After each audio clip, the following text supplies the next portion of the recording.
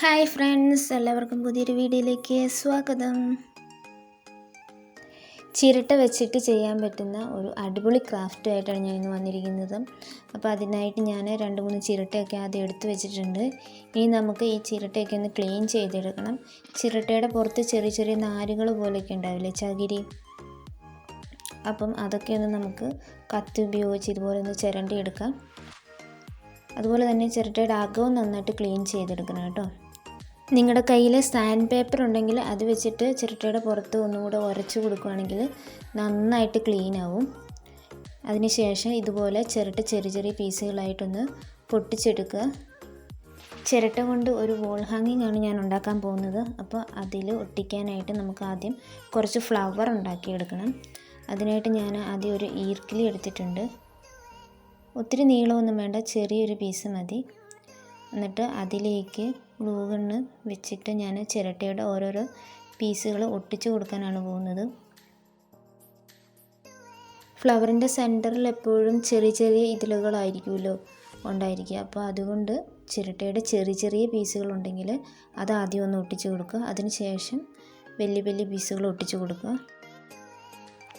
ചിരട്ടയുടെ piece ഒട്ടിച്ചു കൊടുക്കുമ്പോൾ ഒരു കാര്യം നിങ്ങൾ ശ്രദ്ധിക്കണം, ചിരട്ടയുടെ പുറം ഭാഗമില്ലേ അത് ഉള്ളിൽ വരുന്ന രീതിയിൽ വേണം ഒട്ടിച്ചു കൊടുക്കാനായിട്ട്. അപ്പോഴേ നമുക്ക് ശരിക്കും ഒരു ഫ്ലവറിൻ്റെ ഷേപ്പിൽ അത് കിട്ടുള്ളൂ. അതൊന്ന് ശ്രദ്ധിച്ച് ചെയ്യുക. നിങ്ങൾക്ക് വേണമെങ്കിൽ ഈർക്കിലി യൂസ് ചെയ്യാതെയും വേണമെങ്കിൽ ഇതുപോലെ ഫ്ലവർ ഉണ്ടാക്കാം. ഇതുപോലെ സെൻറ്ററിൽ ഈർക്കിലി വെച്ച് കൊടുക്കണമെന്ന് നിർബന്ധമൊന്നുമില്ല. അല്ലാതെ ചിരട്ടയുടെ പീസ് ഒട്ടിച്ചു കൊടുത്തിട്ട് നമുക്ക് വേണമെങ്കിൽ ഫ്ലവർ ഉണ്ടാക്കാൻ പറ്റും. എങ്കിലും കുറച്ചും കൂടെ ഞാനൊരു എളുപ്പത്തിന് വേണ്ടിയിട്ട് ഈർക്കിലി വെച്ചെന്നേ ഉള്ളൂ. അപ്പോൾ നമുക്ക് ഈർക്കിലിനെ ഇങ്ങനെ പിടിച്ചിട്ട് ചെയ്യാൻ പറ്റുമല്ലോ. അതുപോലെ ഞാൻ ഗ്ലൂ ഗണ്ണ് വെച്ചിട്ട് ഒട്ടിക്കുന്നത് കൊണ്ട് ഗ്ലൂ ഗണ്ണ് കയ്യിലൊക്കെ ആയിക്കഴിഞ്ഞാൽ ഇത് പൊള്ളാനുള്ള ചാൻസ് ഉണ്ടാവും. അത് കാരണം സെൻറ്ററിൽ ഇതുപോലെ ഈർക്കിലിയുടെ പീസ് വെച്ചിട്ട് ഒട്ടിച്ചു കൊടുക്കുന്നതാണ് കുറച്ചും കൂടെ നമുക്ക് എളുപ്പത്തിൽ ചെയ്യാൻ പറ്റുന്നത്. നമുക്ക് ഫ്ലവറിന് എത്രത്തോളം വലുപ്പമാണോ വേണ്ടത് അതനുസരിച്ചിട്ട് ചിരട്ടയുടെ പീസ് ഇതുപോലെ നന്നായിട്ട് ഒട്ടിച്ചു കൊടുക്കുക.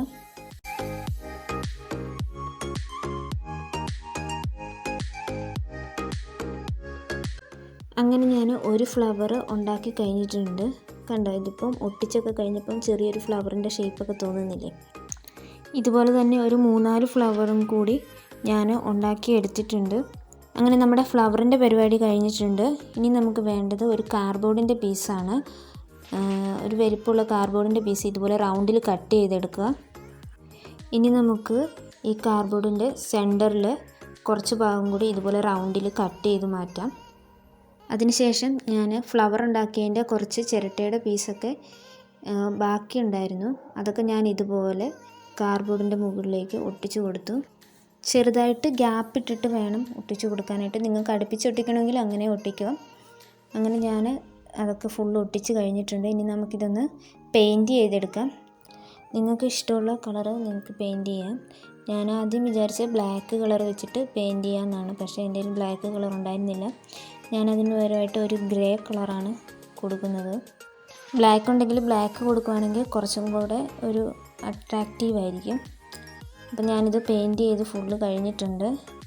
പെയിൻ്റൊക്കെ നന്നായിട്ട് ഉണങ്ങിയിട്ടുണ്ട്. ഇനി നമ്മൾ ഉണ്ടാക്കി വെച്ച ഫ്ലവറിൻ്റെ ആ ഈർക്കിലിയുടെ പീസൊക്കെ ഒന്ന് കട്ട് ചെയ്ത് മാറ്റാം. അതിനുശേഷം നമുക്കിത് കാർഡ്ബോർഡിൻ്റെ പീസിലേക്ക് ഒട്ടിച്ചു കൊടുക്കാം.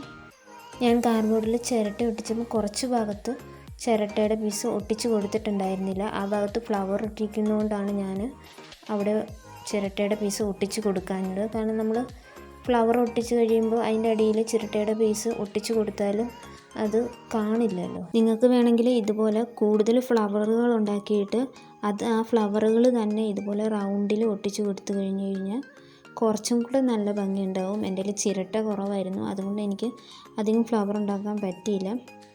അതുകൊണ്ട് ഞാൻ അതിൻ്റെ സെൻറ്ററിൽ മാത്രം കുറച്ച് ഭാഗത്തായിട്ട് ഇതുപോലെ ഒട്ടിച്ചു കൊടുത്തു. ഇനി നമുക്ക് ഈ ഫ്ലവർ ഒന്ന് പെയിൻറ്റ് ചെയ്ത് കൊടുക്കാം. ഞാൻ ഫ്ലവറിന് റെഡ് കളറാണ് കൊടുക്കുന്നത്. അതുപോലെ നമ്മൾ പെയിൻറ്റ് ചെയ്യുമ്പോൾ ബ്രഷ് ഉപയോഗിച്ചിട്ട് ചെയ്യുക. അപ്പോഴേ നമുക്ക് ആ ഫ്ലവറിൻ്റെ ഗ്യാപ്പുകളിലൊക്കെ നന്നായിട്ട് പെയിൻറ്റ് ചെയ്തെടുക്കാൻ പറ്റുള്ളൂ.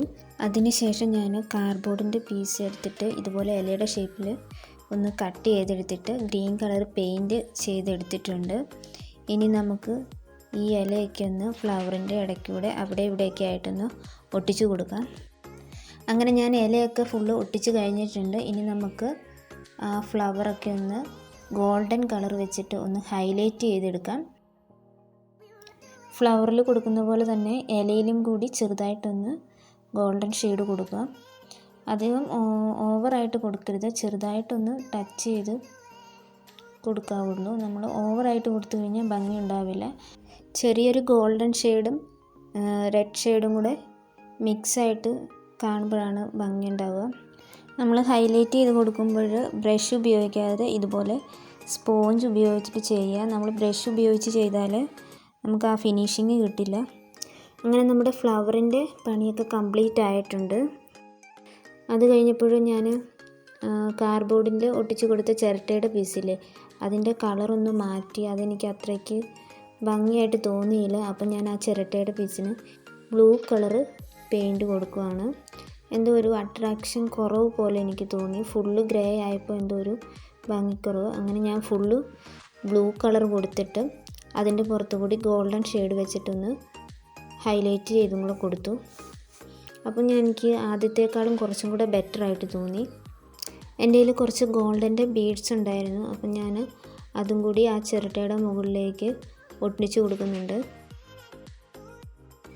ബീഡ്സ് ഒട്ടിച്ച് കഴിഞ്ഞിട്ട് നമുക്കിത് ഹാങ് ചെയ്തിടാനായിട്ട് അതിൻ്റെ ബാക്കിൽ ഒരു ചരടും കൂടി ഒട്ടിച്ച് കൊടുക്കാം.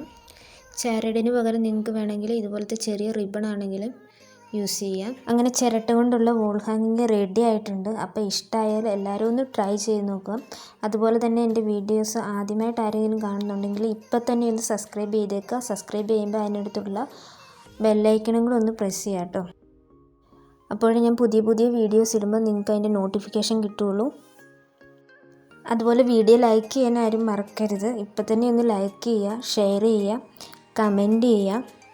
അപ്പോൾ ഇതുപോലത്തെ ഒരു അടിപൊളി ക്രാഫ്റ്റുമായിട്ട് നമുക്ക് അടുത്ത വീഡിയോയിൽ കാണാം. Bye bye.